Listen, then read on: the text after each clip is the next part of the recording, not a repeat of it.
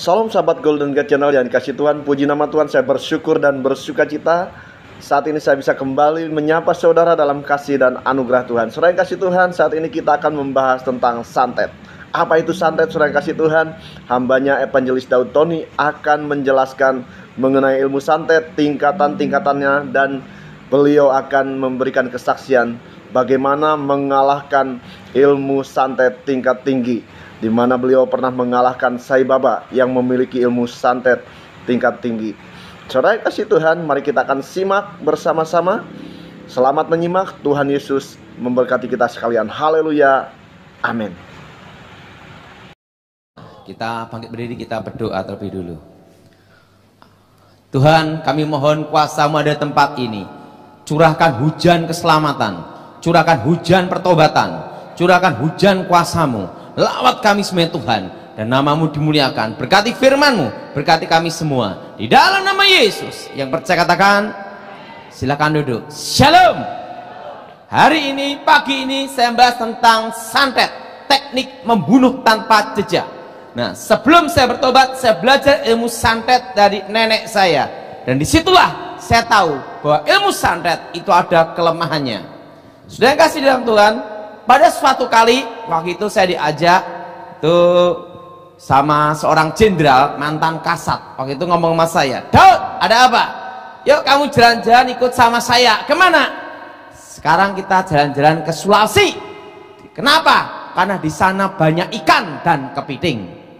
Nah, kebetulan saya tuh hobi kepiting, dan gara-gara kepiting trigliserid saya sampai 600.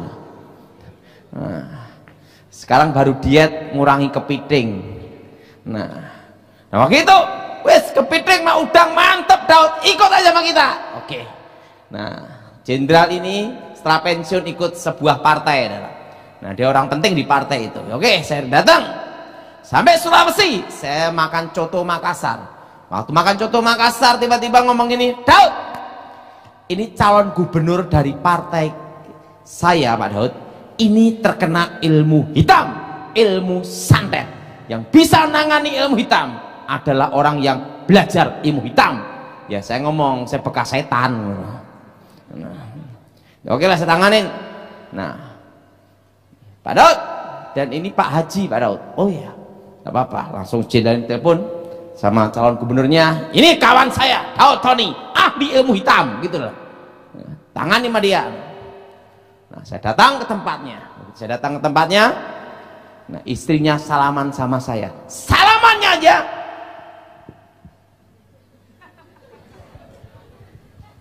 Sampai sini. Anaknya juga salaman. Lebih kurang segini. Ibunya segini, anaknya segini. Nah, saya lihat bapaknya, calon gubernur. Wah, ini kena ilmu santet, aliran Palupo, mistik, aliran Banten. Kok tahu Pak Daud sampai Palupo? Pengirimnya siapa? Namanya ini. Kok tahu? Bekas tukang santetnya. Jadi saya tahu gimana caranya kerja. Oh ya, gimana menurut Bapak Daud? Tenang aja, untung ketemu saya tanganin. Kalau enggak gimana? Seminggu paling pol mati. Ya jangan gitu Pak. Ya tenang aja, saya tanganin, kita doa. Nah, kadang tuh orang perlu tahu kebenaran antara mati dan hidup. Karena apa? Begitu tahu mau mati, doanya pasti sungguh-sungguh, betul? Nah, langsung, Pak Daud, saya haji Pak Daud. Ya tahu, dia asli Muslim, haji orisinil, bayangin ya. Nah, oke, Pak Haji, Bu Haji, sama anaknya juga. Doa menurut agama Bapak. Bapak punya Quran, Bapak berdoa menurut agama Bapak. Sebut Allah Akbar. Pak Daud nyebut apa? Demi nama Yesus. Nah, sekarang Ibu Haji, anak tumpang tangan ke Bapak. Bapak Ibu ngomong Allah Akbar. Dia langsung kayak kursi Pak Daud. Ya silahkan. Langsung Allah Akbar dalam nama Yesus. Allah Akbar dalam nama Yesus. Setannya keluar, langsung sembuh. Begitu sembuh, Ibu Haji ngomong, terima kasih Pak. Salamannya bukan gini.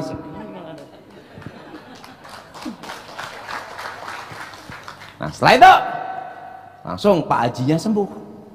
demi nama Yesus. Pak, tolong rumah saya dibentengi. Oh iya, saya doain benteng pakai minyak urapan. Ada minyak zaitun, ada Pak. Ajudan panggil, ini Pak minyaknya Pak, langsung. Saya doa dalam nama Yesus, sucikan minyak ini. Nah, Ibu Haji silahkan ngolesi minyak. Nyebut apa Pak? Terserah Ibu. Dia olesi minyak setiap itu. Setiap pintu dalam sejarah hidup saya belum ada yang ngolesi minyak dengan Allah Akbar. Baru kali itu. Tapi di situ saya lihat ada kemuliaan Tuhan. Tepuk tangan untuk Tuhan kita. Nah, waktu debat untuk calon gubernur dia ngomong ini, Pak Daud tolong doa restu. Jadi saya ngasih doa restu ke Pak Haji.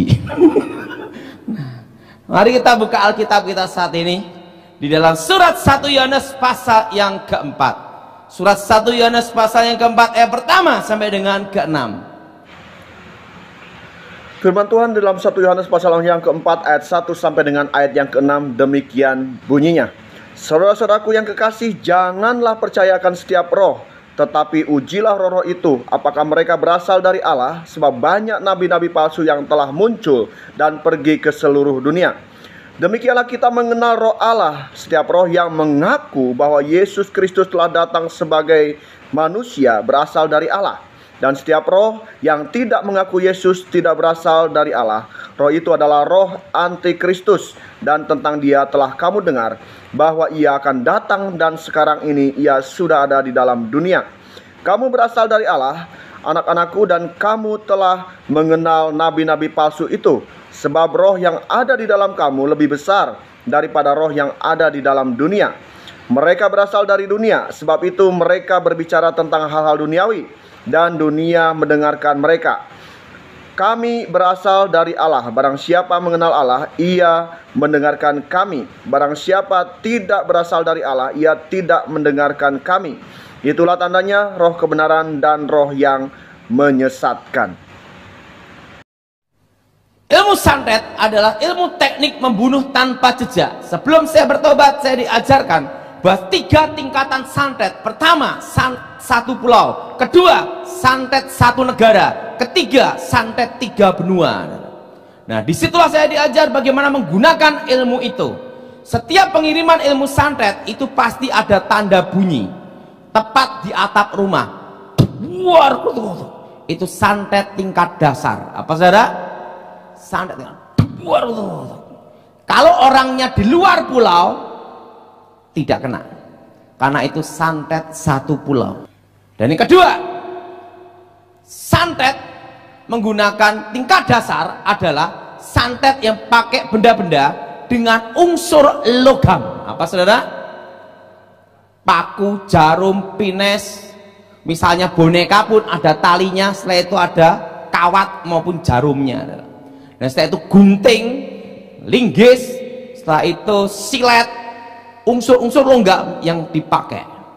Nah, santet tingkat dasar, kalau orangnya tidur di lantai tidak bisa kena, tapi kena masuk angin. Kenapa? Karena di bumi ada namanya gaya gravitasi. Jadi kalau setengah meter dia tidur, setengah meter di tanah lolos, di atas setengah meter pasti kena.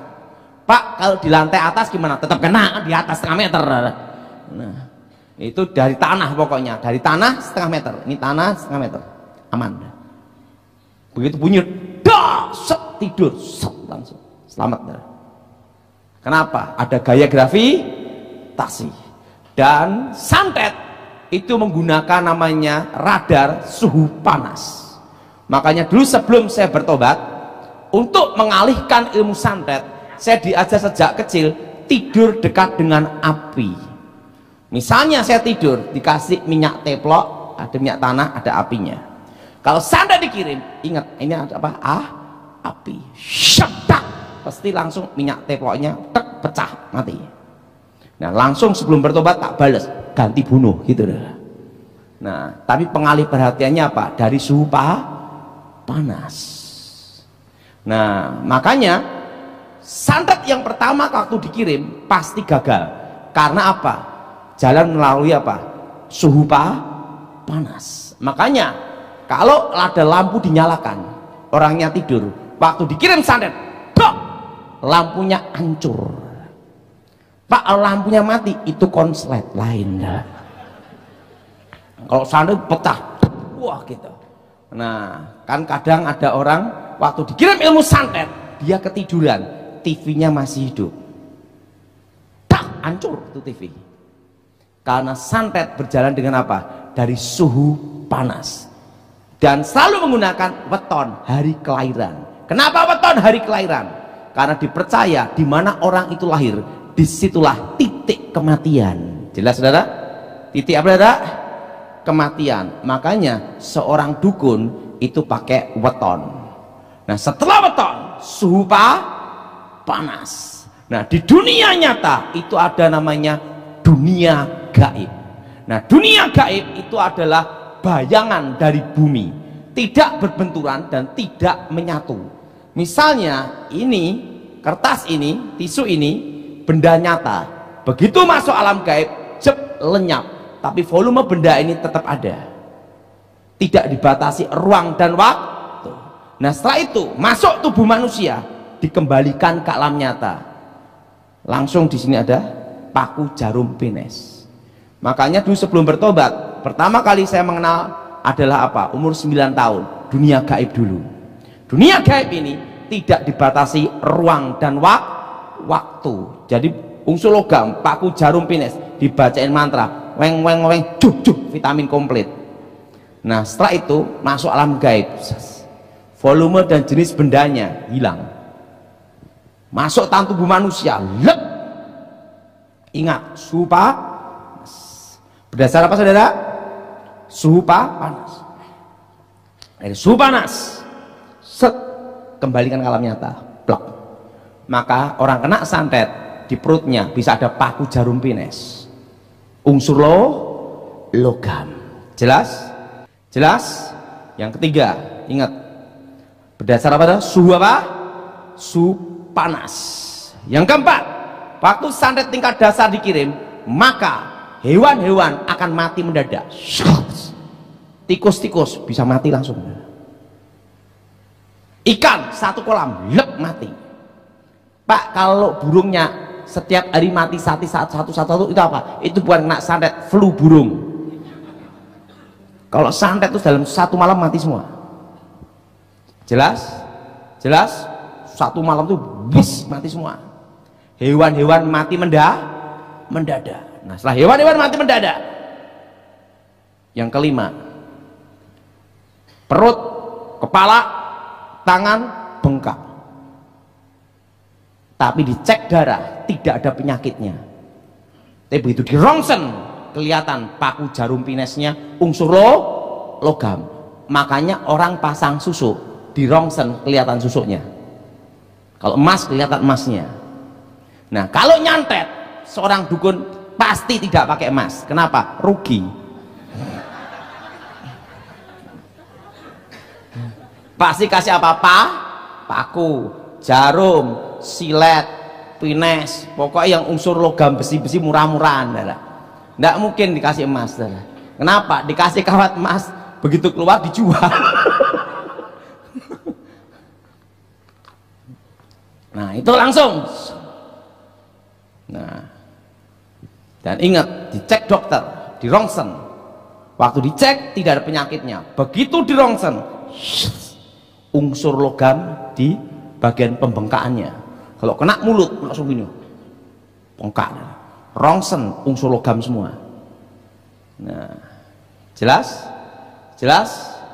Nah, yang kelima, jadi ingat, dicek dokter tidak ada penyakitnya. Yang keenam, waktu malam Jumat tepatnya jam 12, jam 1, jam 2 akan ada bola api merah menyala.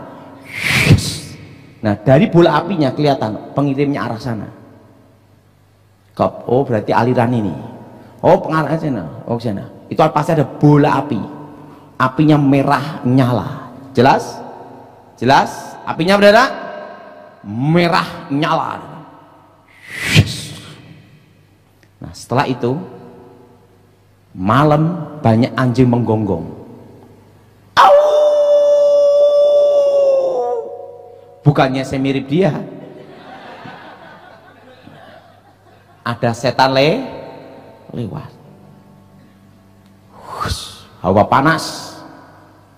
Dan yang ketujuh, orang yang akan bermimpi ketemu arwah-arwah yang sudah meninggal.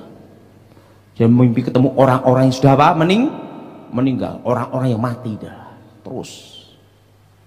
Dan orang yang kena santet pasti tahu siapa pengirimnya. Kenapa? Waktu santet dikirim, itu diikatkan juga dengan tali batin sang pengirim. Semakin kecewa, semakin dendam, semakin amarah, maka santet ini semakin kuat masuk seseorang. Nah, Pak, kalau pengirimnya hanya iseng-iseng gimana? Santetnya tidak terlalu kuat, karena tergantung dari apa yang mau ngirim, kebenciannya gimana. Jelas? Semakin benci, semakin dendam, langsung.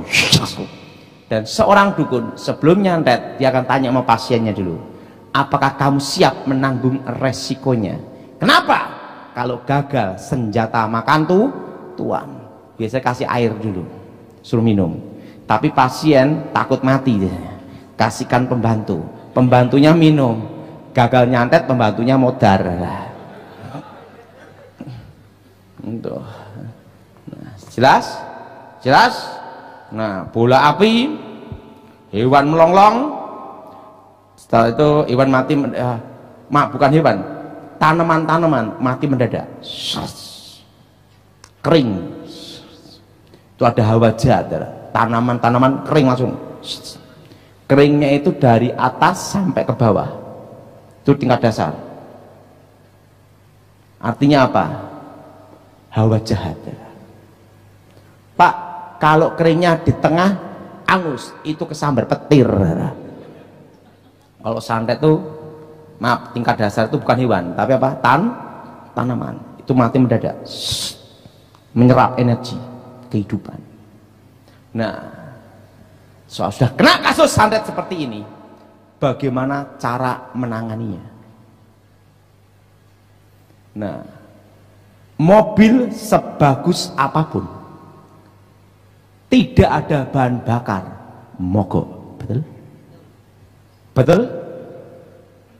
Ilmu santet itu mengambil energi dari kebencian, kepahitan, dendam, kesumat.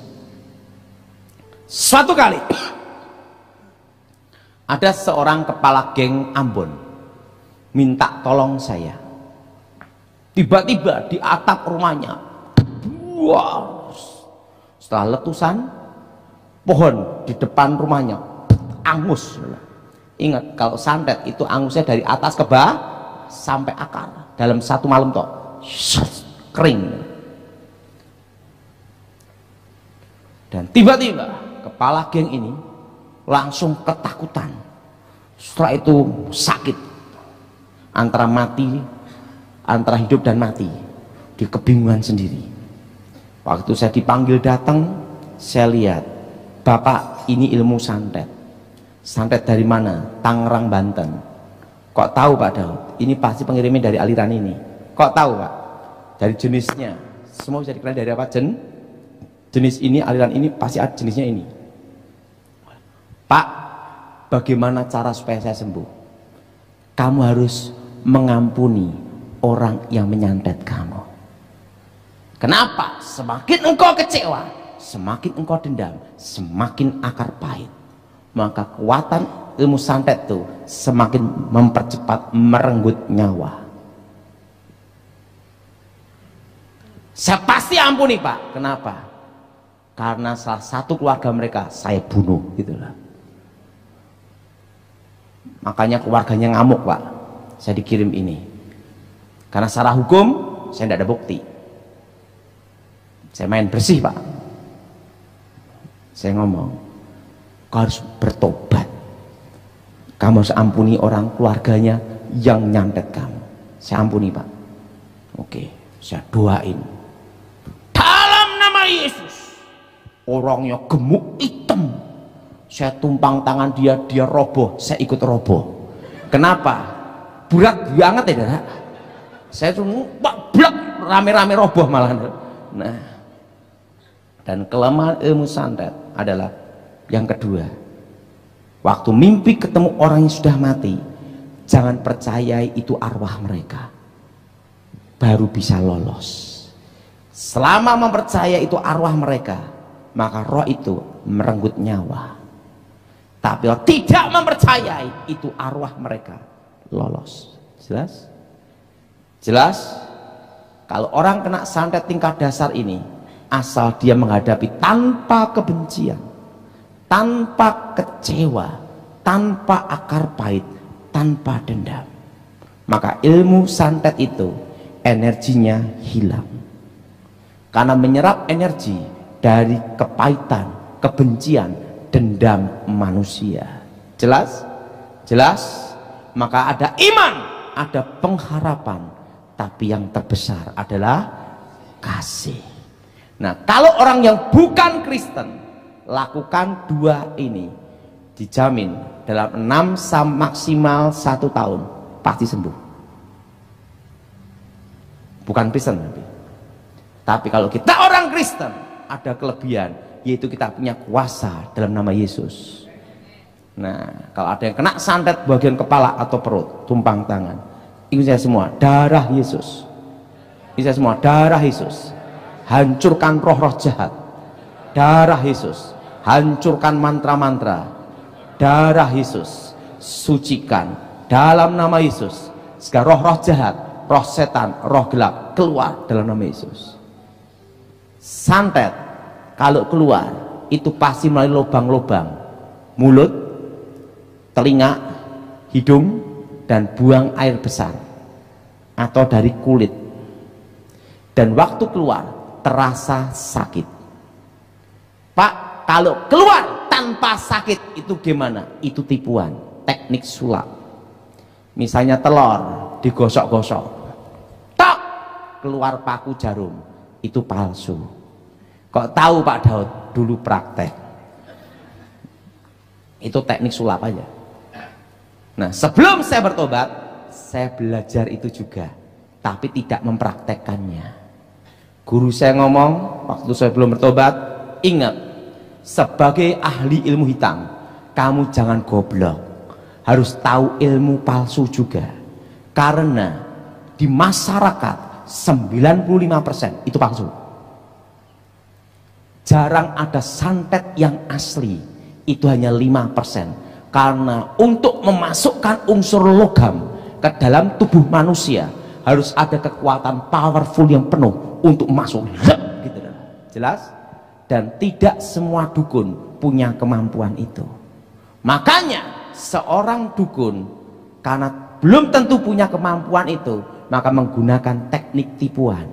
Telur digosok, nanti dukunnya pegang-pegang gini, blok, keluar kerikil, keluar keris, keluar tombak, keluar unsur logam. Itu palsu. Apalagi dukunnya gini, pegang gini, keluar kemenyan, jarum, palsu 1000%. Kok tahu? Praktek. Biasanya seorang dukun itu menggunakan apa?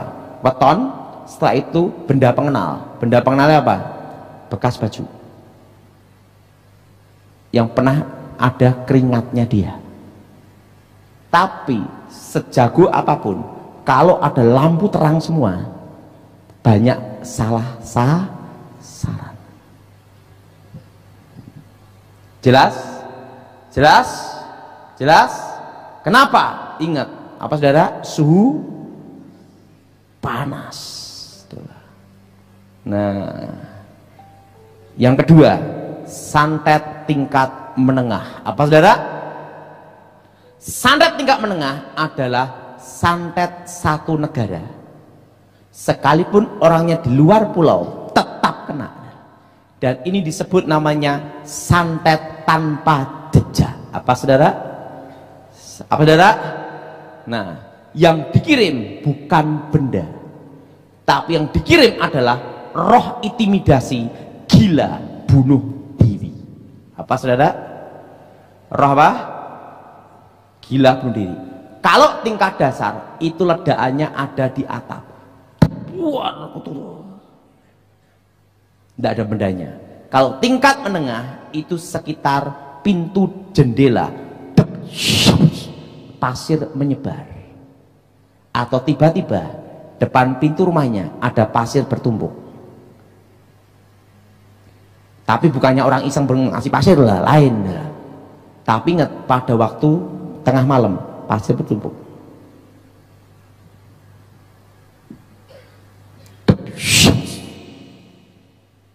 Dan yang kedua, hewan-hewan mati mendadak.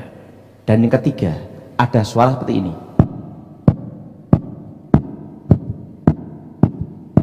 Sekitar rumah, tengah malam, itu rohnya jalan untuk cari apa? Target. Dan yang keempat, keluar apa yang ditakuti. Dia takut kecoa, di seluruh rumahnya keluar kecoa semua. Kalau yang bersangkutan takut kelabang, maka di rumahnya keluar kelabang semua. Dan kalau dia takut kalajengking, maka di rumahnya akan keluar semua unsur kalajengking. Jelas? Dan kalau yang bersangkutan takut ular, maka di rumahnya bermunculan ular. Kalau yang bersangkutan takut dengan kematian, yaitu darah, maka setiap tembok melihat darah, darah. Itu santet. Jelas? Jelas? Dan yang bersangkutan akan melihat dan mendengar apa yang ditakutin. Jadi telinga ini kayak ada suara-suara. Sana itu langsung dia ngelihat roh-roh itu. Kalau dia takut perusahaannya bangkrut, maka roh di telinganya berkata, bangkrut, lihat pegawaimu korupsi, bangkrut, sampai gila, saya itu bunuh diri. Kalau dia takut suaminya selingkuh, setiap malam dia ngimpi suaminya selingkuh. Dan dia mendengar suara selingkuh, selingkuh, selingkuh, selingkuh, sampai dia bunuh diri. Jelas? Jelas? Santet tanpa jejak. Nah, cirinya kalau kena hewan-hewan mati mendadak, dan waktu malam Jumat ada suara itu. Kenapa semua pengiriman ilmu hitam selalu malam Jumat, tidak mungkin malam Minggu?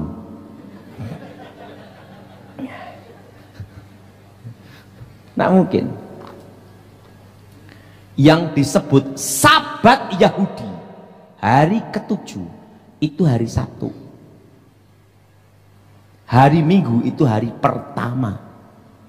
Kenapa kita orang Kristen hari Minggu? Hari Minggu hari kebangkitan Tuhan, kemenangan. Tapi disebut Sabat Yahudi, hari ke-7 itu hari Sabtu. Berarti hari yang ke-6 itu hari apa? Jumat. Dan ingat, hari yang ke-6 Tuhan menciptakan manusia segambar, serupa dengan Tuhan. Amin. Ngomong sama sebelahnya, kamu bukan monyet, ingat itu. Amin. Siapa yang merasa dirinya bukan monyet, angkat tangan. Siapa yang merasa setengah, kacau udah. Segambar apa saudara? Segambar, seru. Dan hari yang ke-6 pula Tuhan memberkati, amin, dan berfirman, beranak cuculah, kuasailah bumi, amin. Lawan dari Tuhan adalah setan. Hari yang ke-6 Tuhan memberkati ciptaannya. Hari ke-6 pula setan menggunakan untuk mengikat perjanjian manusia dengan kutukan, untuk menghancurkan umat manusia. Makanya ritual kuasa gelap di Asia, Eropa, seluruh dunia hari yang ke-6. Maka antikris 666, betul? Angka manusia. Ingat, lawan dari Tuhan adalah setan. Hari yang ke-6 Tuhan memberkati manusia. Hari yang ke-6 pula setan mengutuk manusia. Makanya ritual ilmu hitam seluruh dunia hari apa? Jumat. Tidak mungkin hari Senin. Dan orang ngirim santet pasti tengah malam. Tidak mungkin siang-siang bolong. Kenapa? Di dalam dunia gaib, kalau di dunia nyata ini siang, di dunia gaib itu malam. Kalau di dunia gaib itu malam, di dunia nyata itu siang. Kalau di dunia nyata itu malam, di dunia gaib adalah siang. Makanya dukun itu prakteknya siang, karena di dunia gaib itu apa? Siang. Jelas? Jelas? Jadi berlawanan dengan dunia nyata. Dan setan kerja 24 jam dibagi 3 shift. Karena ingat, setan pun ada jam istirahat. Makanya waktu dulu pesawat Adam Air hilang, dukun-dukun nyari tidak bisa.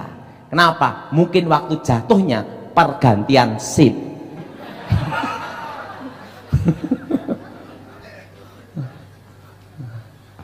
Jelas? Nah, bagaimana cara menangani kalau orang kena santet tingkat menengah? Kan yang diserang adalah roh intimidasi, gila, bunuh diri. Yang diserang adalah jiwanya. Apa saudara? Nah, hampir mirip orang yang kena narkoba sakau, habis sabu-sabu, busa-busa. Tapi ingat, kalau narkoba tidak mempengaruhi, hewan-hewan mati mendadak. Jelas? Dan tidak ada pasir yang menyebar. Dan setiap malam Jumat ada bunyi, itu dengar, dek, dek, dek, dek, dek, dek, dek, dek. Dan tiba-tiba apa yang ditakuti bermunculan, dan dia bersangkutan akan apa? Akan melihat mimpi ketemu orang yang sudah mati terus, seluruh keluarganya. Namanya roh maut. Apa saudara? Nah, satu kali ada calon anggota DPR RI. Waktu itu dia mau nyalonkan dari partai besar di Indonesia. Tiba-tiba ada bunyi dulu. Tiba-tiba dia mandi. Di badannya keluar pasir semua. Mulutnya keluar rambut-rambut. Bukan di sini, di mulut. Dan tiba-tiba malam jam 12 ada burung hantu. Nah, setelah itu jam 6 sore burung gagak.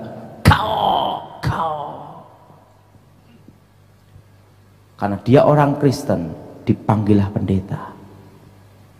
Waktu pendeta datang, setan keluar.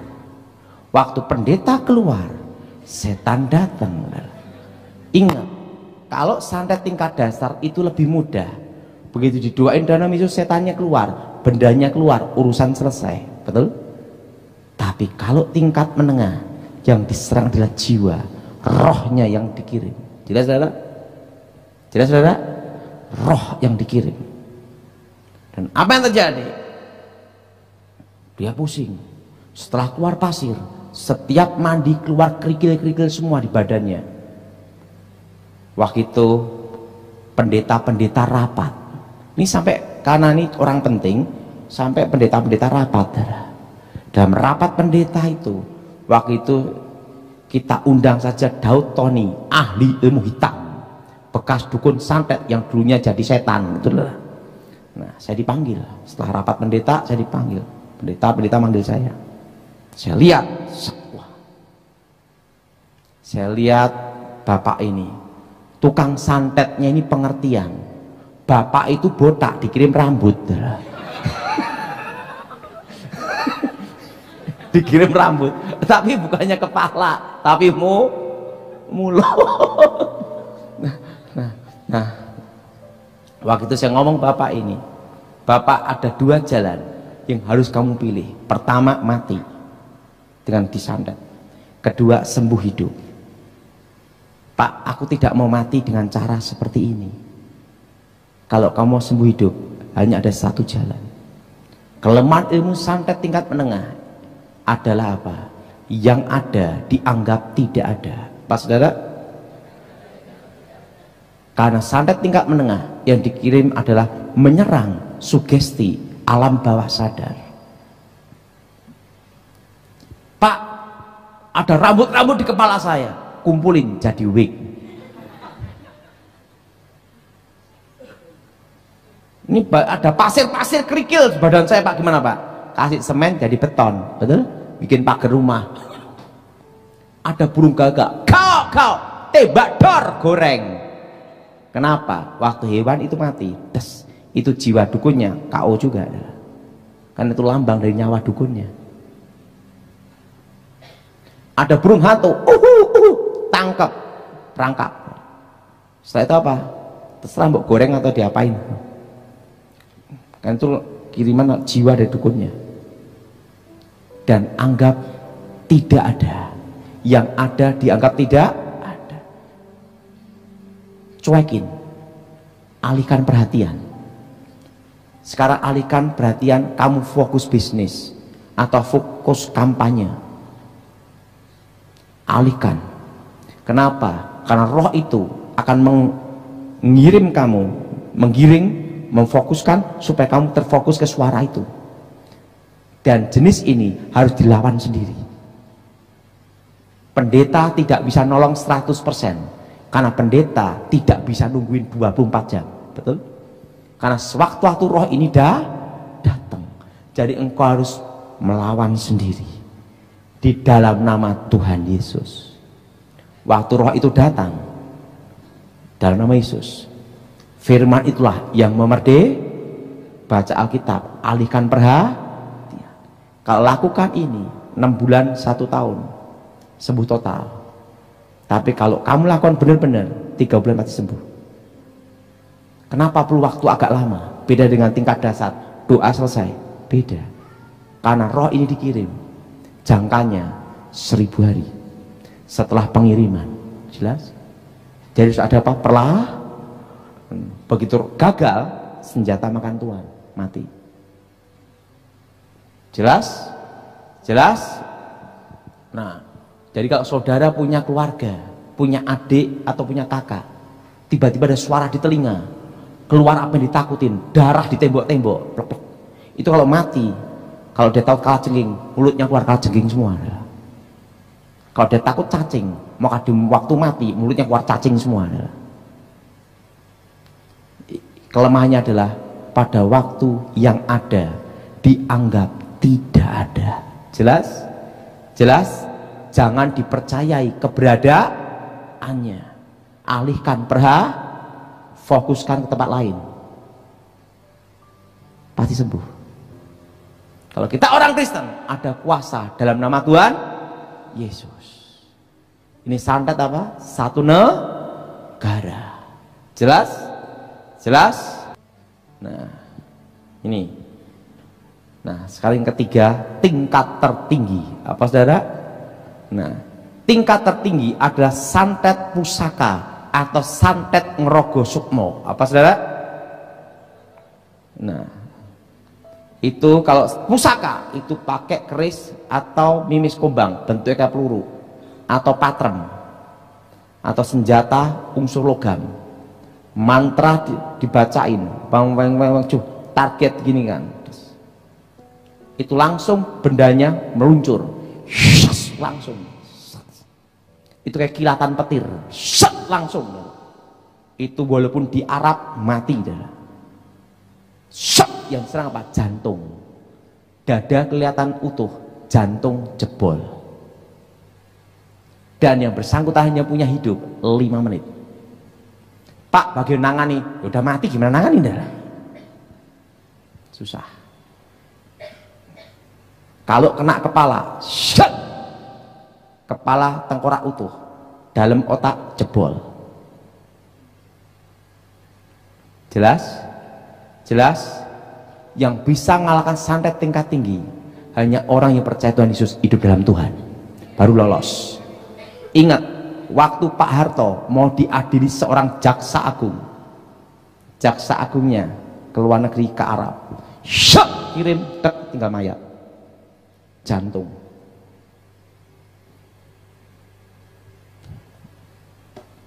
Pengalaman hidup saya, hanya ada satu manusia yang lolos dari santet tingkat tinggi. yaitu pendeta Gilbert Lumaindong. Itu saya santet, tak, malah saya mental diri 10-12 meter, saya gila sendiri setahun. Untung Tuhan baik, saya bisa sembuh. Itu kena balik, saya mental sendiri itu fisik lah, 10-12 meter. Waktu saya ketemu Yesus, akulah Alfa, akulah Omega, yang awal, akulah yang akhir, akulah aku, kebangkitan dan hidup, akulah Yahweh, Yahweh. Saya ketemu Yesus sendiri, tunjukkan paku salibnya, yang terpaku itu bukan di sini. Nih. Coba semua pegang bagian sini.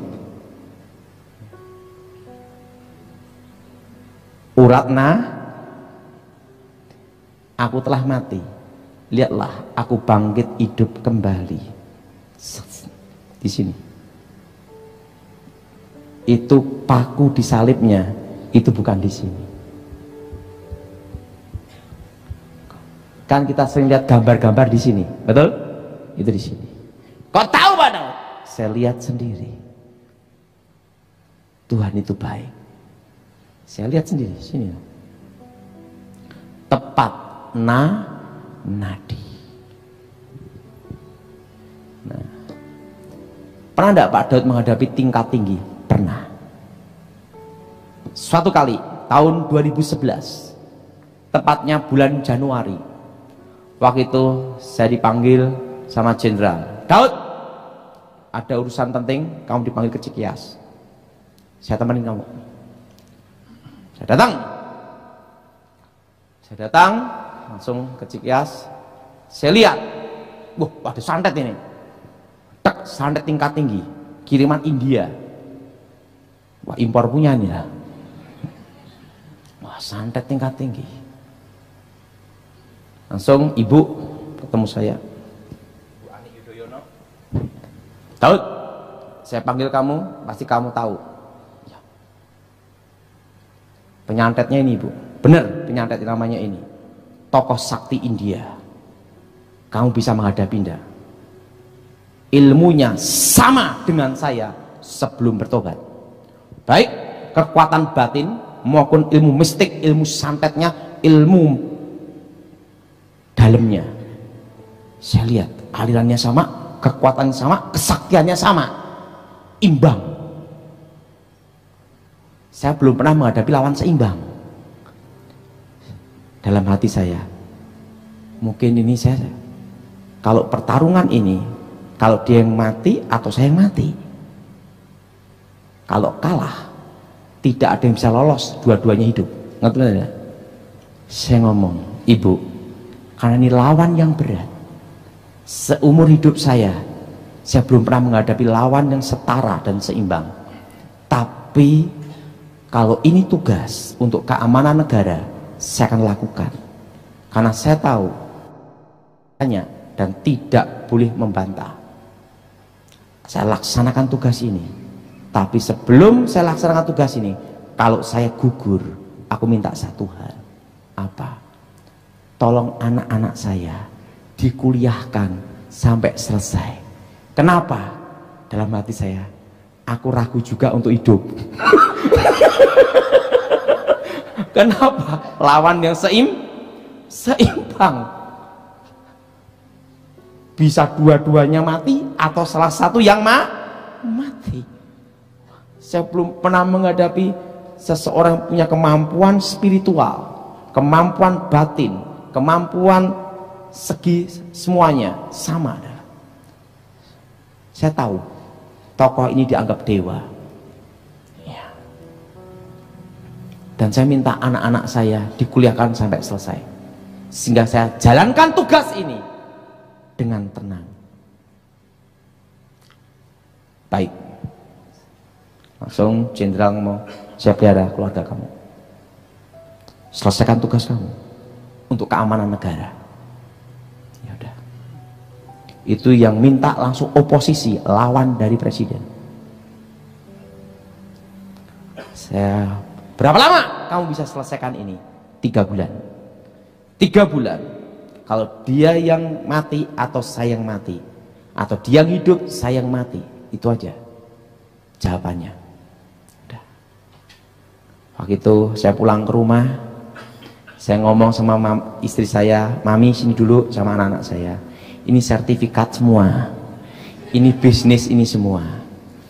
Lah ada apa? Tidak apa-apa. Ini Mami bisnis ini, Mami jaga baik-baik. Tolong hidup yang hemat, gini-gini. Lah ada apa, Papi? Dalam hati saya, aku tidak tahu apakah aku bisa melihat lagi kalian. udah. Karena apa? Lawan yang seimbang itu paling berat. Udah, saya akan keluar, saya akan tugas Mami. Jarang tidak bisa ketemu Mami. 3 bulan untuk pertarungan yang berat ini, saya cari di luar rumah, jangan di rumah saya, rumah orang.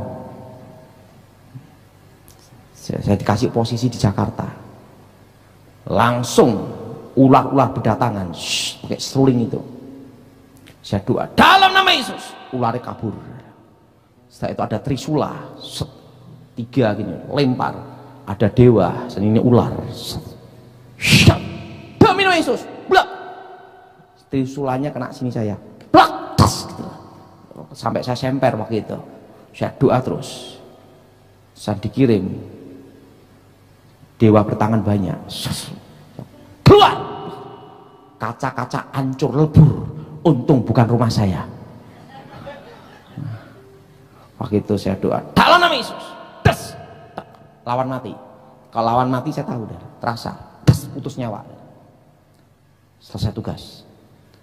Jenderal siap, tolong dicek di India, target selesai.